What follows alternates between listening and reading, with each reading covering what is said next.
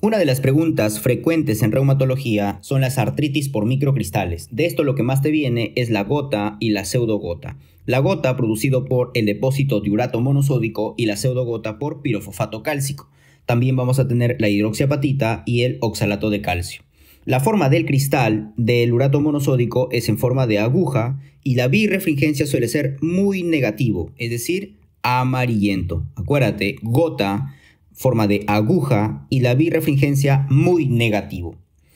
A diferencia de la pseudogota, la forma del cristal suele ser romboidal pequeño y débilmente positivo la birrefringencia, es decir, azul. La hidroxiapatita, la forma de cristal, muy pequeños y birrefringencia no tiene. El oxalato de calcio, la forma del cristal bipiramidal y la birrefringencia suele ser muy positivo o fuertemente positivo. El líquido sinovial del urato monosódico, tipo inflamatorio, de la pseudogota, pirofosfato cálcico, suele ser también inflamatorio, y de la hidroxiapatita y el oxalato de calcio suele ser mecánico.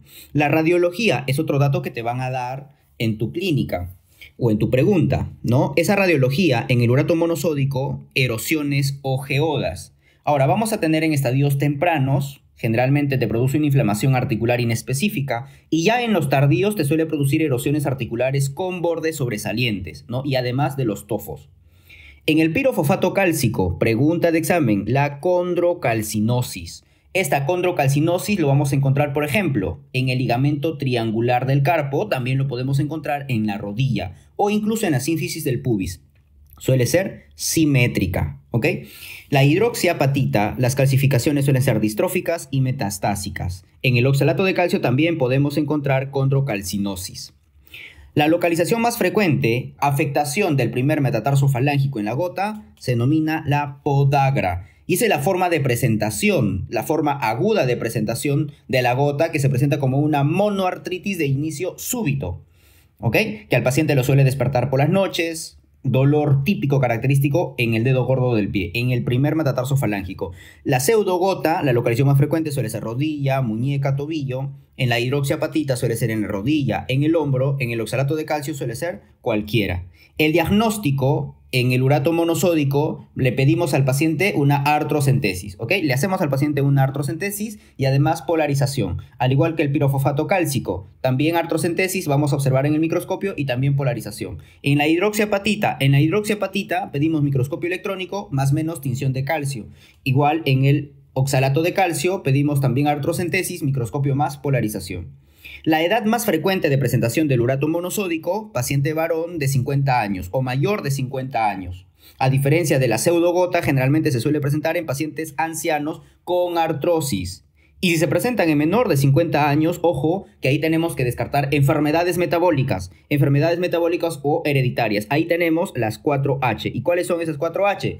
Hemocromatosis, hiperparatiroidismo primario, hipomagnesemia y también tenemos hipofosfasia, ¿correcto? Esos 4 hay que descartar en un paciente con depósito de pirofosfato cálcico en menor de 50 años. La hidroxiapatita se suele presentar en pacientes ancianos. El oxalato de calcio, si es que estamos ante una oxalosis primaria, se presentará antes de los 20 años, o en una secundaria, pues en una insuficiencia renal terminal, ¿correcto?